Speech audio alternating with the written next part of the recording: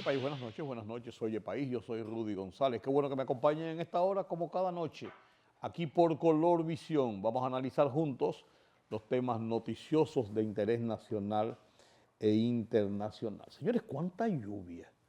El viernes, como se dice, se desplomó el cielo. ¿Cuánta lluvia? Inundaciones por donde quiera. La ciudad quedó prácticamente anegada y paralizada. Eh, Mucha gente se vio entorpecido en sus labores cotidianas. El gobierno dispuso que a partir de las 2 de la tarde se suspendieran las labores en las oficinas públicas, las universidades despacharon, muchas empresas privadas también cerraron. Cuando yo salí del programa de radio, que tengo de 5 a 7 de la tarde con Georgie Rodríguez, la calle estaba desierta, no había nadie, parecía un día feriado en la tarde. Yo regresé a mi casa entre Naco y Piantini, que generalmente hay buen tránsito a esa hora, a las 7 de la noche, pero estaban desiertas. Y no estaba lloviendo ya en ese momento, pero después un poco más tarde arreció la lluvia y llovió bastante. Lo propio pasó el sábado, en la mañana, un día muy soleado, bonito, medio nubladoso, pero después ¡brrr! Se desplomó. El domingo exactamente igual, toda la mañana y parte de la tarde, un calor intenso, pero un sol, pero bravísimo. Y entonces el domingo, en la noche, lluvia. Y ha dicho meteorología que va a seguir lloviendo en horas de la mañana, bastante claro, principalmente para esta zona, aquí el Distrito Nacional, la región sur, pero que ya en horas de la tarde van a haber nuevas lluvias. Ha dicho que eso va a pasar la semana entera así. En este interín, la gente ha tomado precauciones, la gente ha aprendido que no vale la pena salir a la calle para caer en una inundación de una calle, de una avenida, de un barrio y no poder circular y exponerse incluso a los peligros que ello conlleva. Ocurrió en el curso de la semana, hubo una niña que se fue por una alcantarilla, finalmente la rescataron, hubo otro menor, otro niño que murió en todo esto de las inundaciones, un río se lo llevó y bueno. No ha habido daños mayores en cuanto a la pérdida de vidas, pero sí daños a la propiedad, a las siembras, a la agricultura, a las vías y ha entorpecido las labores cotidianas. Esto es normal cuando llueve. Yo veo que la gente se rasga las vestiduras y dice, no, esta ciudad se inunda, esto es un desastre. Miren, señores, no hay ciudad del mundo. Yo he estado en muchas ciudades en el mundo y leo todos los días la prensa. No hay ciudad del mundo, ni París ni Nueva York. Para ponerle dos grandes ciudades.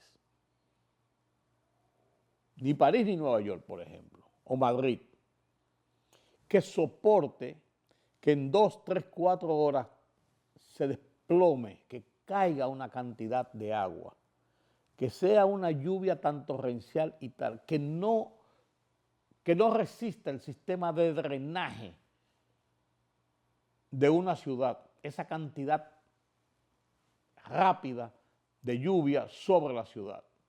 Lo importante es que después esas aguas puedan bajar rápidamente por los sistemas de alcantarillado.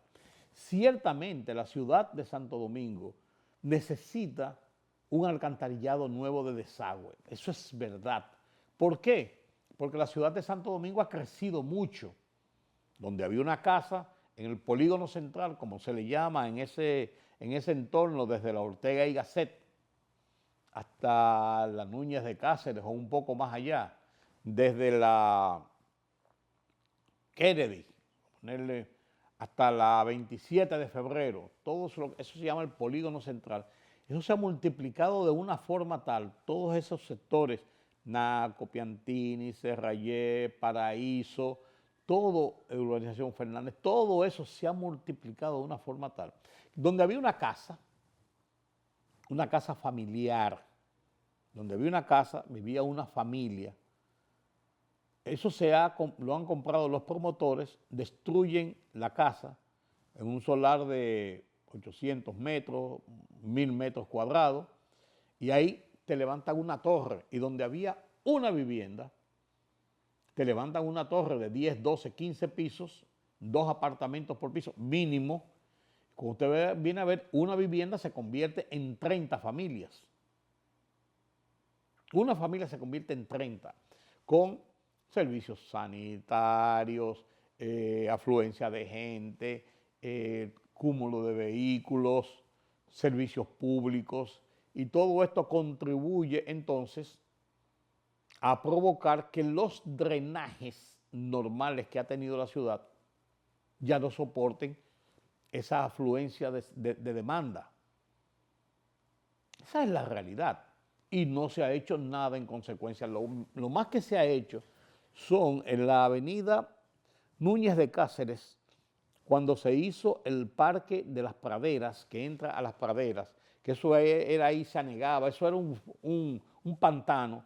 Hace varios años ya eso se saneó, se preparó todo eso, se hizo un sistema de drenaje, se hizo un parque muy bonito ahí en la esquina Núñez de Cáceres con Gustavo Mejía Ricard, para provocar que eso ya no se llenara de agua y pudiera fluir el cúmulo, cuando llovía principalmente, y el cúmulo de agua que se recibía desde los sistemas cloacales de toda la zona, que fue creciendo muchísimo. Ese es uno. El segundo es en la línea del metro. En la línea del metro, en la Máximo Gómez y en algunas calles aledañas, pero principalmente en la Máximo Gómez, de norte a sur, se hizo un sistema de drenaje grande que funciona, porque cuando se hizo el hoyo para el túnel del metro, se hizo concomitantemente con eso un sistema de drenaje por debajo, con una galería muy grande, para evitar que se inundara en algún momento, por un cúmulo de lluvia, se inundara el metro. Y el metro funciona con electricidad para colmo, pero que se inundara el metro, que se encajonara y eso fuera ahí abajo una piscina, y ya usted sabe lo que puede pasar. Entonces hay un sistema de drenaje que fluye de norte a sur por la avenida Máximo Gómez.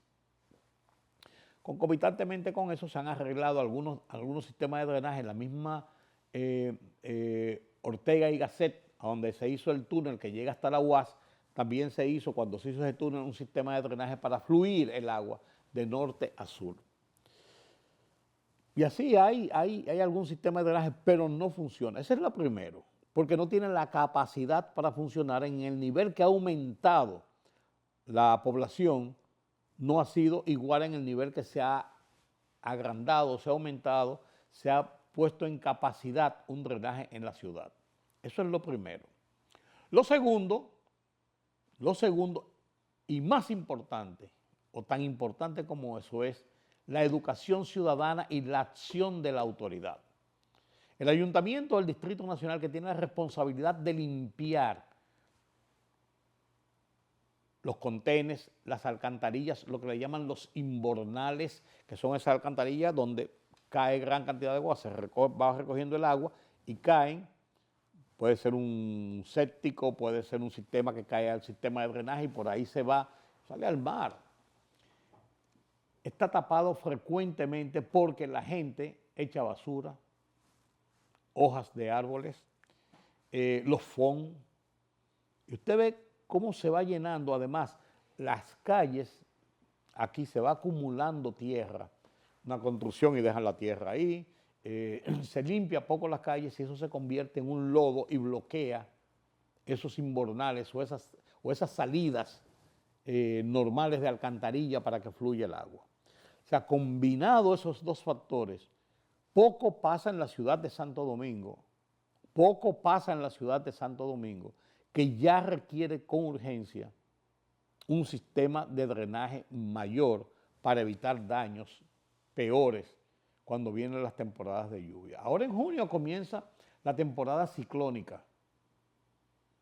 Y si bien Gloria Ceballos ha hablado de que hay unos 17 16, 17 tormentas pronosticadas para el periodo de la temporada ciclónica que comienza el 1 de junio y termina el 30 de noviembre, teniendo los meses más activos regularmente, normalmente, agosto y septiembre, pero que ya aquí se producen grandes tormentas y periodos de lluvia en junio y en julio también, por todos estos cambios climáticos, que el niño, que la niña, que todo esto que lo hemos visto, como ha pasado en el año 22 y en el 23. Los meses de noviembre fueron catastróficos para la ciudad, inundaciones terribles, por vaguadas y por mal tiempo y por una cantidad de lluvias registradas que fuera de lo que puede manejar, vuelvo y digo, la ciudad. Entonces, se habla de 16 a 17 tormentas y dice Gloria Ceballos que entre por lo menos 6 a 7 podrían ser de gran magnitud, ciclones, huracanes y otros de gran magnitud, o sea, categorías 3, 4, quizás hasta 5. Ojo, estamos en mayo y miren lo que estamos viviendo. Estamos el año pasado y el año antepasado estuvimos en noviembre y miren lo que vivimos en noviembre. Las inundaciones del 22 anegaron la ciudad en 2 horas. Viernes en la noche, 4 de noviembre, se llenó la ciudad de agua y se perdieron miles de vehículos, unas inundaciones terribles que sorprendió a todo el mundo. Y fueron 2 horas de lluvias intensas y estuvo lloviendo hasta las 10 de la noche, pero comenzó a las 6, 7 de la noche y fue una cosa, pero que se desplomó el cielo, como dicen. Y en el noviembre siguiente, del 2023, pasó exactamente lo mismo. Pasó exactamente lo mismo. En esa ocasión incluso se produjeron los muertos del paso a desnivel de la 27 de febrero con Máximo Gómez cuando una pared cedió de donde está la parte de abajo, le cayó encima a uno de los vehículos que iba circulando allí, hubo 9 muertos. Ustedes recuerdan eso. Entonces, es un problema que tenemos encima. La gente debe contribuir a minimizar el riesgo, como decía el general Juan Manuel Méndez el viernes en una conferencia de prensa, el que no tiene que salir de su casa, que se quede en su casa, que no salga a nada a la calle a buscar problemas que pueden poner en peligro y en riesgo su propia vida y la de su familia. Entonces la gente tiene que cooperar con eso, 1. 2, la acción cívica de mantener, de evitar seguir arrojando cantidades de desperdicios en las alcantarillas, en las aceras y donde quiera. Y 3, la acción de las autoridades de mantener limpias esas alcantarillas. Lo demás, la prevención y a la buena de Dios y al clima. Eso hemos vivido y parece que vamos a seguir a lo largo de estos días con nuevas inundaciones. Estamos hablando del Distrito Nacional, porque en Puerto Plata las inundaciones de la semana pasada fueron también terribles. Puerto Plata y gran parte de la zona noroeste, hasta Dajabón, hasta el río Masacre que se desbordó, hasta Santiago Rodríguez, Mao, por allá, todo eso, hubo serias inundaciones, pero también en la parte baja, por los lados de Pedernales, y eso fue el país que se vio bajo la situación de estos fenómenos naturales, tormentas que nos fueron llegando una detrás de otra. La muerte de Miguel Hernández, un periodista veterano de toda la vida, toda la clase periodística. Miguel Hernández fue uno de los 3 grandes periodistas que en los años 60, 70 desarrollaron los más interesantes programas. Miguel Hernández tenía su programa a las 10 de la noche, aquí en Colorvisión, si mal no recuerdo, a las 10 de la noche los sábados, Cuarto Poder, 10 o 10 y media de la noche, Cuarto Poder. Estaba también el programa del Silvio Veloz Burgos en Radio Televisión, en Raintel a las 7 de la noche, también los sábados, y estaba el programa de Alberto Amengual en Radio Televisión Dominicana los domingos a las 10 de la mañana. Eran 3 grandes entrevistadores Alberto Amengual murió no hace mucho tiempo, Ercilio Veloz Burgos sigue vivo, y Miguel Hernández, que también fue embajador en Taiwán, diplomático, murió en el fin de semana pasado. Una muerte que, vuelvo y digo, enluta al periodismo. Hubo muchos otros grandes entrevistadores en el país, Rafael Bonilla Ibal, muchos entrevistadores buenos. Lo que estoy hablando de estos tres que fueron íconos y por mucho tiempo, 4 o 5 décadas, estuvieron en la televisión nacional en una forma nueva de hacer periodismo. Siguen los decomisos de drogas. Raquel Peña estuvo en el Vaticano, nuestra vicepresidenta, en los actos del presidente, del nuevo Papa León XIV. El Banco de Reservas hizo una gran feria en la ciudad de Nueva York, donde cerró contratos de ventas de viviendas nuevas. Señores, una feria inmobiliaria por 3.106 millones de pesos. Éxito tremendo, la ciudad de Nueva York, y después se fueron a Providencia en el fin de semana. Muchos dominicanos, los dominicanos cuando se van fuera del país, principalmente a Estados Unidos y España, Italia, pero en Europa, pero principalmente en Estados Unidos, su visión sigue estando, aunque vayan a vivir toda su vida allá y formen familia allá, en volver a República Dominicana y tener una casita propia, o demandar esas remesas y de hacerle esos ahorros para que la vieja tenga su casita, los viejos tengan su casita, porque el sentido de propiedad de una casa es importante. El Banco de Reservas, como principal banco del país, de capital estatal, lógico, ha hecho estas ferias y esta ha sido todo un éxito. Ferias similares ha hecho el Banco Popular, el BHD, otros bancos, pero esta de este fin de semana marcó récords en la cantidad de contratos cerrados para nuevas viviendas en República Dominicana. Asimismo, el Banco Central anunció que aumentaron 176.581 empleos, nuevos puestos de trabajo en República Dominicana para sumar 5.117.548 empleos formales en República Dominicana. O sea, los niveles de desempleo en República Dominicana continúan bajando. Hay mucho empleo informal con las MIPYMES y con otros tipos de empleos o puestos de trabajo, pero empleos formales, República Dominicana está en niveles que va en ascenso.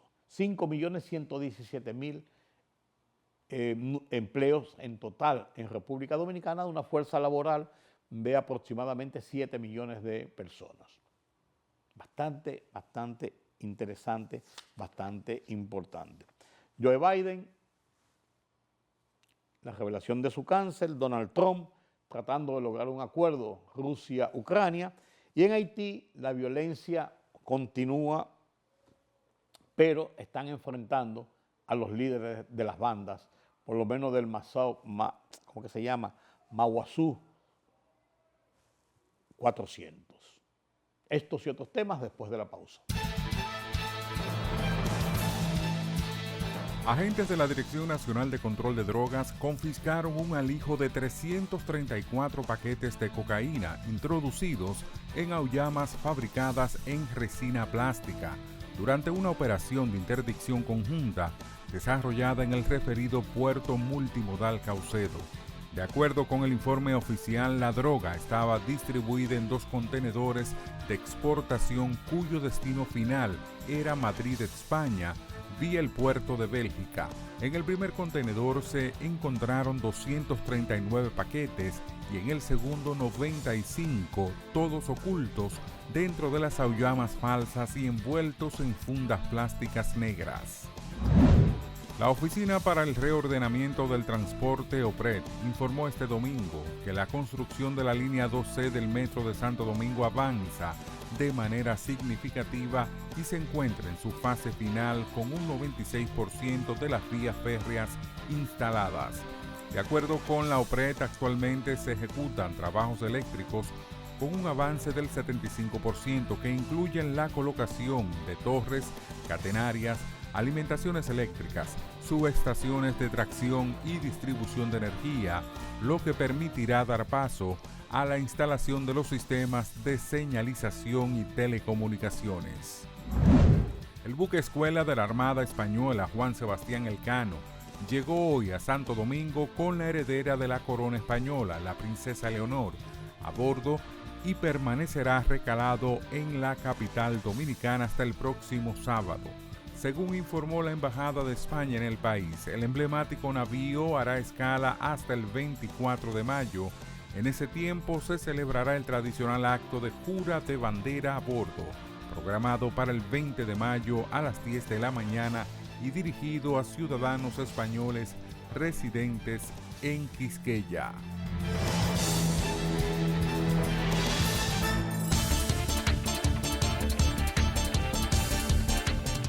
El Kremlin anunció hoy que la conversación telefónica que sostuvieron esta tarde los líderes de Rusia, Vladimir Putin, y de Estados Unidos, Donald Trump, fue importante y centrada en abordar el resultado de las recientes negociaciones directas entre rusos y ucranianos en Estambul.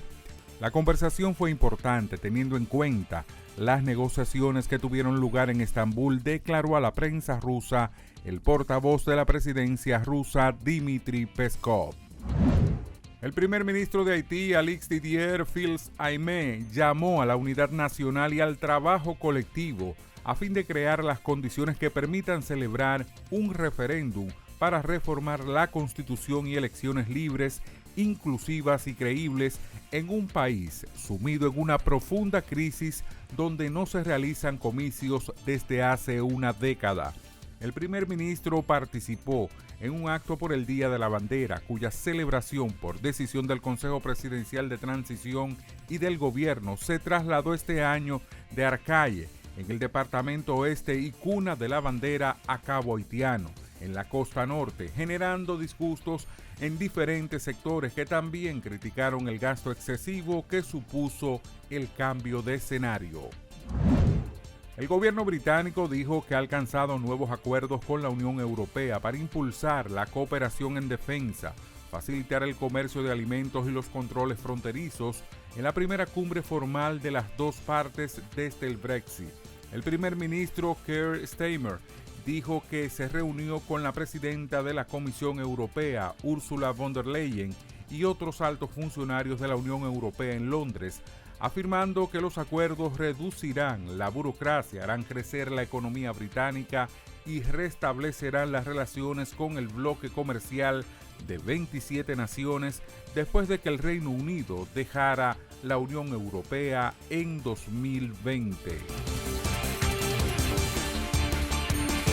La libertad solo reside en los estados en los que el pueblo tiene el poder absoluto. Por el respeto a los valores democráticos y la dignidad del pueblo dominicano, el rumbo de la tarde, plural, objetivo, comprometido siempre con la verdad. Con Georgie Rodríguez, Rudy González y Ramón Colombo. Los poderosos ya están en el aire.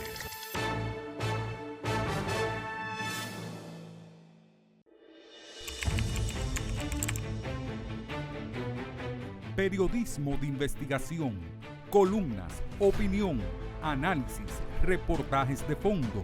Hora por hora, una completa plataforma multimedia. Periodismo con valor. Noticias horaporhora.com.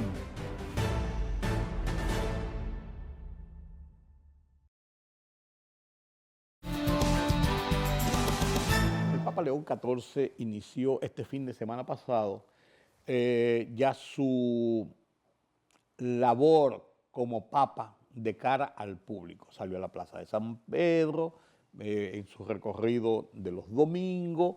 Su primera misa pública la ofició en la Plaza de San Pedro. A ese es como el inaugurar de su gestión.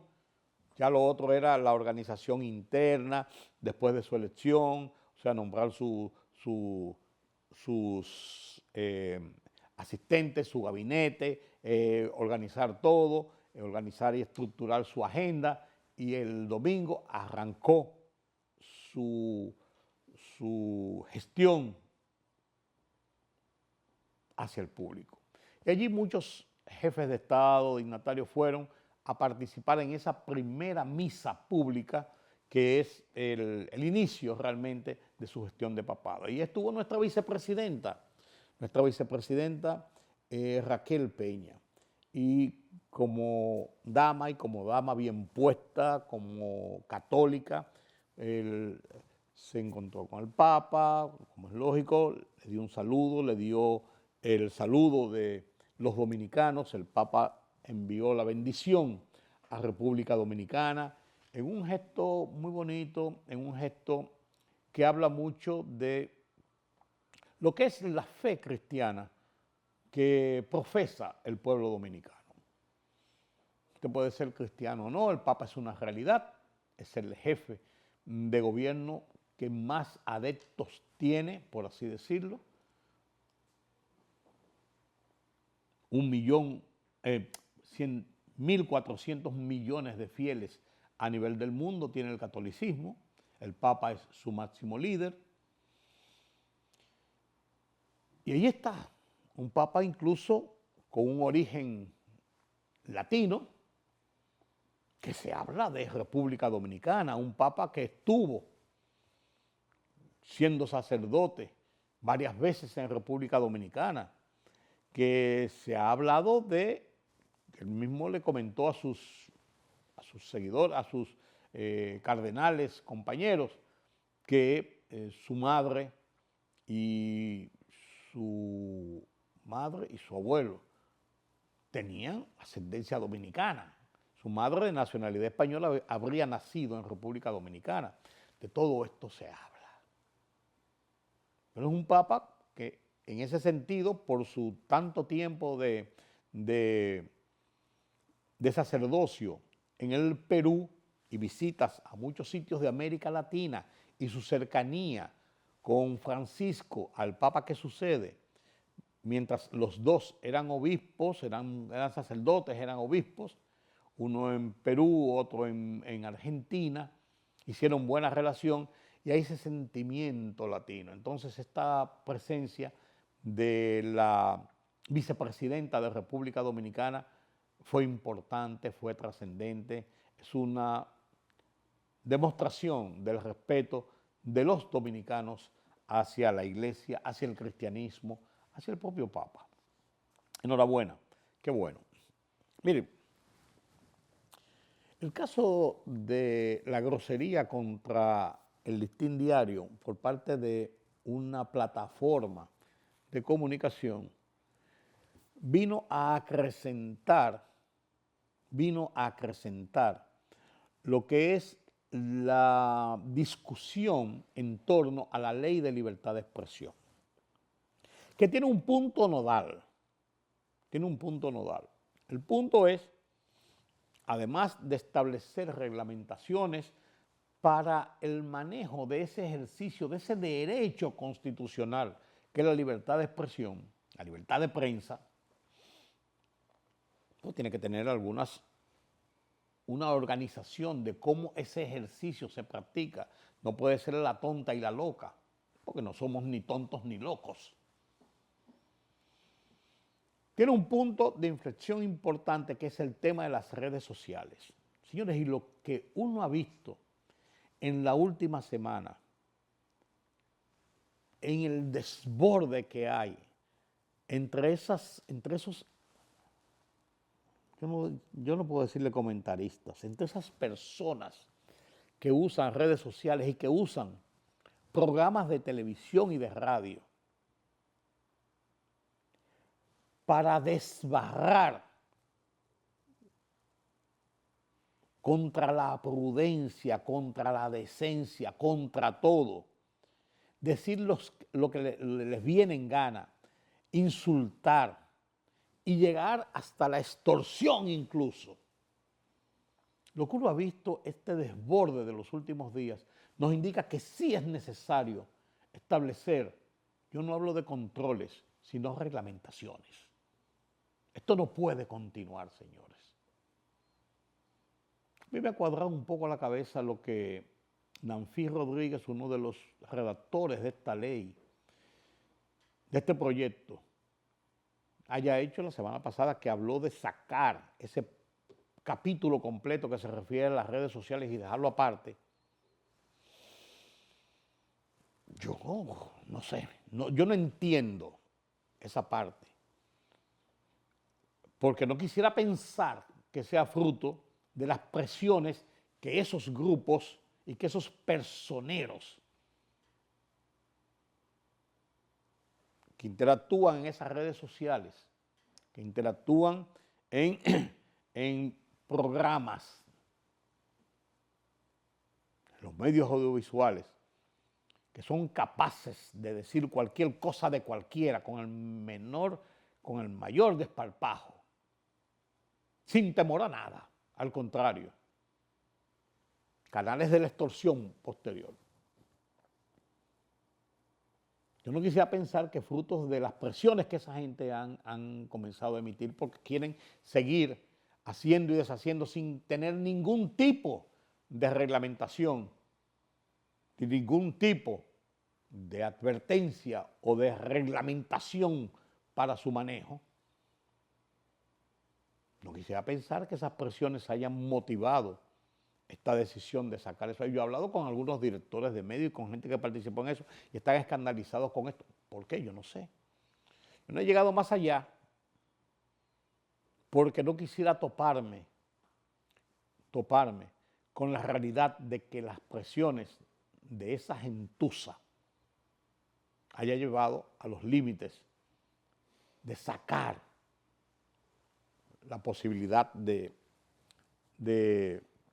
reglamentación, de organización de la forma de esta gente expresarse a través de los medios. No quisiera pensarlo, pero ahí está. El Listín Diario ha ganado el respaldo de la sociedad en esta lucha. En esta lucha de intereses y de presiones y de violaciones al libre ejercicio de la libertad de prensa. En esta última semana, de una forma consecutiva, pero a la vez preocupante, las autoridades dominicanas han tenido éxito en el decomiso de importantes cantidades de drogas que se han pretendido introducir a territorio de la República Dominicana. En lanchas, una gran cantidad de cocaína, en varios operativos, por Pedernales se agarró una lancha, por la región este se agarró otra lancha, se decomisó también droga en el puerto de Boca Chica, varias cantidades de drogas. Pero también se decomisó, señores, más de 3.000 libras de marihuana dentro de un camión cisterna, de esos que transportan gas, dentro de un camión cisterna camuflado con una parte para meter 3.000 libras de cocaína. El alijo más grande de marihuana, más grande de marihuana que se ha decomisado en República Dominicana. Venía de Haití, cruzó la frontera. Es droga principalmente que se maneja, que se produce, que se cultiva, principalmente en Jamaica, que es uno de los grandes productores de marihuana de la región y de muchas otras partes, que es llevada a Haití, donde ahí no hay autoridad y las bandas hacen y deshacen, y los grupos narcotraficantes también, aprovechando el gran problema que tiene en Haití de institucionalidad y de controles de las autoridades. Y de Haití entonces se pretendió pasar a República Dominicana 3.000 y tantas libras de marihuana.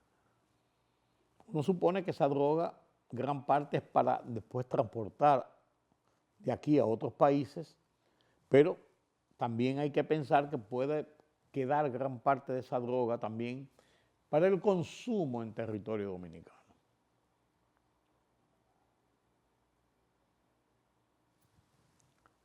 ¿Por qué yo digo que esto es un buen logro, un buen éxito, pero también es preocupante? Porque en la medida en que vemos la cantidad de droga que trata de introducirse a República Dominicana, el ataque de los carteles de la droga hacia territorio de República Dominicana como puente ideal para transportar drogas a otros países y usar esta nación para ese puente, hay que pensar en la cantidad de droga que tiene que estar pasando, porque hay un porcentaje que se logra decomisar, que se logra confiscar, pero eso indica que hay parte que está pasando, porque no es verdad, y la lógica lo indica, que si hay un control tan estricto y no pasa nada, los carteles van a seguir usando esta vía para seguir tratando de pasar sus drogas. Si hay un control tan estricto que no hay por dónde cruzarla. Entonces, eso es preocupante. Número uno. Número dos, es preocupante también porque en la medida en que hay esa cantidad de droga en el entorno de República Dominicana, indica que hay carteles de la droga que están operando en República Dominicana porque alguien recibe esa droga, alguien la prepara y estructura un mecanismo para tratar de mandarla al exterior, y si van a dejar una parte aquí, ¿a dónde la esconden? Si van a distribuir una parte aquí para consumo aquí, ¿cómo la distribuyen? O sea, eso es una estructura, señores, eso no es a la tonta y la loca. Estamos hablando de que cualquier cargamento de ese, como uno que agarraron de 800 y pico de kilos de cocaína, eso cuesta millones y millones de dólares. No estamos hablando de que le tumbaron un negocio de 125,000 pesos. Estamos hablando de millones de dólares. Y eso es mucho dinero, eso son operaciones de alto calibre del narcotráfico organizado. Narcotráfico que comienza con los carteles de la droga en Colombia, Venezuela, México, toda Centroamérica. Y si confluyen a un punto equidistante y además de eso, ideal, en el centro del Caribe, punto de gran transbordo de mercancías y de tráfico de mercancías de República Dominicana hacia Europa, Estados Unidos y Europa, ustedes deben suponerse que aquí entonces hay estructuras del narcotráfico bien organizadas para esos operativos y para manejar esa droga. Entonces, por eso digo que el éxito, importante y nos felicitamos, pero también hay que ver la otra cara y la preocupación que esto genera. Si no es así, miren lo que pasó en Loma de Cabrera.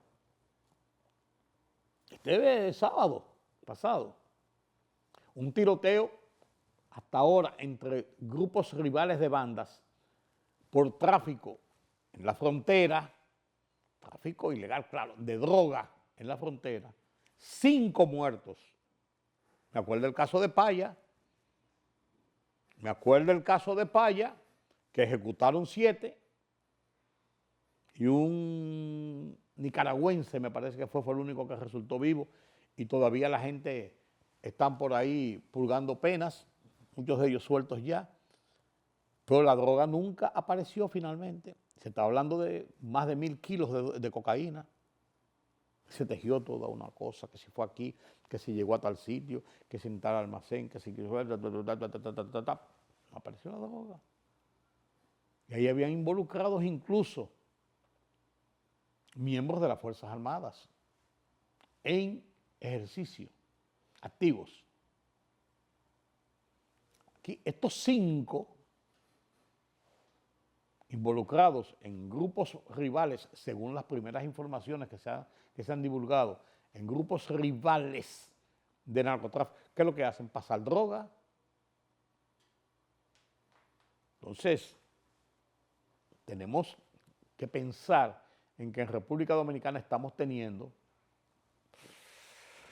un auge importante y peligroso de grupos, de bandas organizadas interactuando con el tráfico de drogas, principalmente cocaína, lo que significa mucho dinero. Yo no dudo que fentanilo, lo que significa mucho dinero y lo que significan estructuras que corrompen regularmente entornos oficiales gubernamentales para poder hacer sus operaciones con ciertas libertades, con ciertas impunidades, con ciertas posibilidades de coronar, como le dicen los colombianos, sus operativos de tráfico de droga.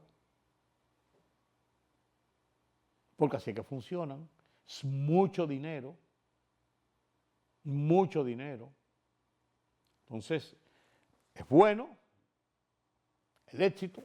Felicitamos a las autoridades que lograron estos éxitos, que han logrado estos éxitos en la última semana y en el último fin de semana, pero también esto nos mueve a esa preocupación.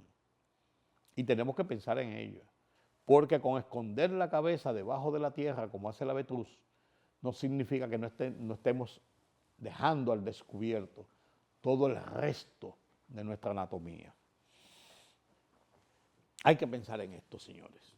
Hay que pensar en esto y hay que pensar en esto con mucha seriedad, con todo lo que esto representa. Con todo lo que esto representa. Bueno, en Haití la violencia no se detiene, sino que continúa y está cada vez más desafiante el grupo de las bandas.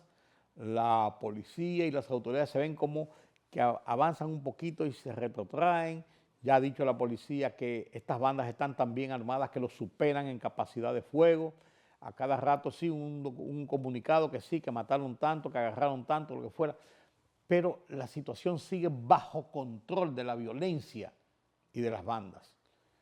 Uno prevé que en cualquier momento tiene que producirse un remesón en Haití y que debe haber una acción que uno no duda que se esté estructurando para ponerle coto o enfrentar o frenar el auge de esta violencia descontrolada, de este narcoestado, de este estado insurreccional que pone en peligro no a República Dominicana solamente, que es el principal país que sufre del gran peligro de esto que está pasando en Haití, sino que pone en peligro a toda la región y a todo el continente, diría yo. Que pone en peligro lo que es la capacidad internacional para enfrentar racionalmente situaciones de esta naturaleza que anarquiza toda una región y que nos pone en peligro a todos.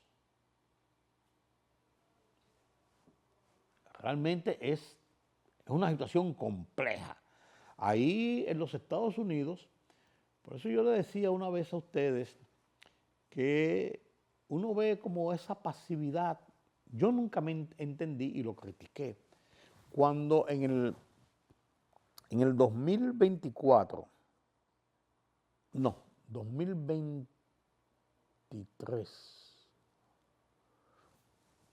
las bandas de los delincuentes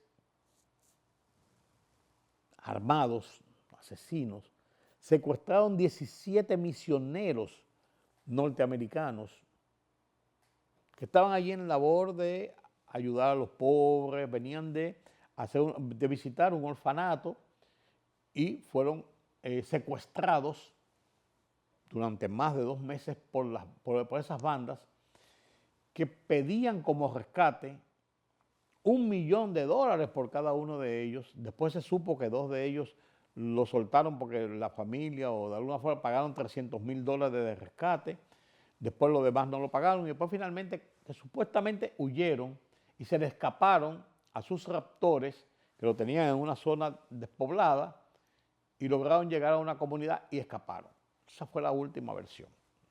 Pero uno decía, ¿cómo es posible que siendo los Estados Unidos, el gobierno norteamericano, el Estado norteamericano tan celoso con la seguridad de sus ciudadanos, dentro pero fuera de Estados Unidos, esto como que no le dieron tanta trascendencia, como que no hubo ninguna acción directa de los Estados Unidos para tratar de, bueno, espérate, así no, teniendo todo el poderío y que iban a recibir el apoyo continental y el apoyo mundial de hacer cualquier acción para rescatar a su gente.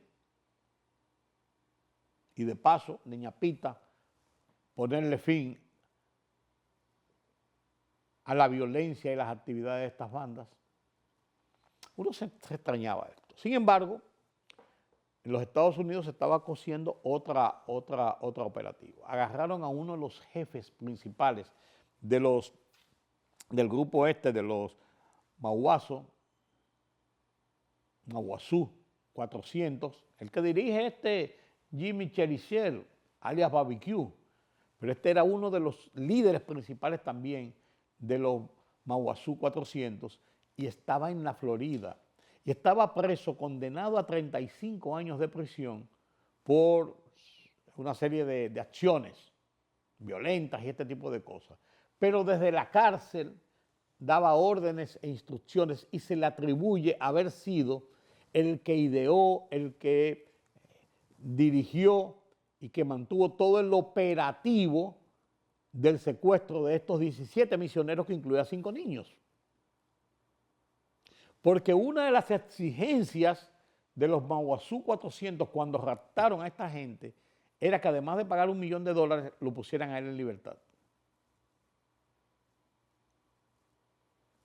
Ahora él fue llevado a un juicio por este secuestro de estos misioneros y encontrado culpable en una corte de Miami.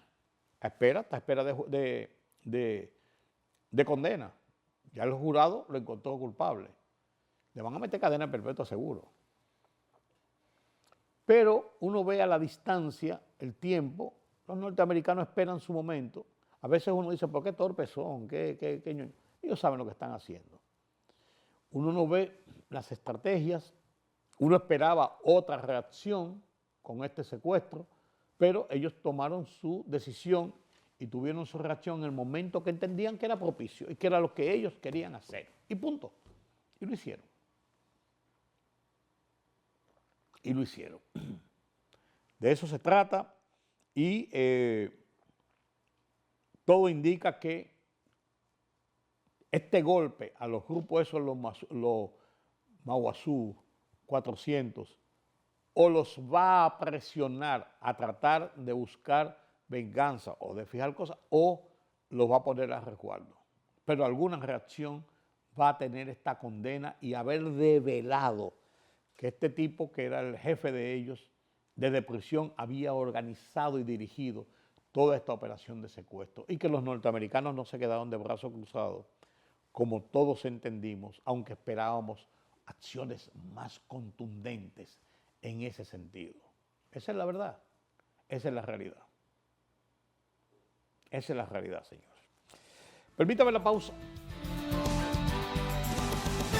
La libertad solo reside en los estados en los que el pueblo tiene el poder absoluto. Por el respeto a los valores democráticos y la dignidad del pueblo dominicano, El Rumbo de la Tarde, plural, objetivo, comprometido siempre con la verdad. Con Georgie Rodríguez, Rudy González y Ramón Colombo. Los poderosos ya están en el aire.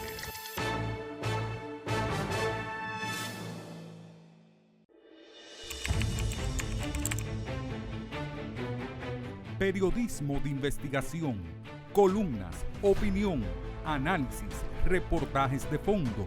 Hora por hora, una completa plataforma multimedia. Periodismo con valor. Noticias horaporhora.com.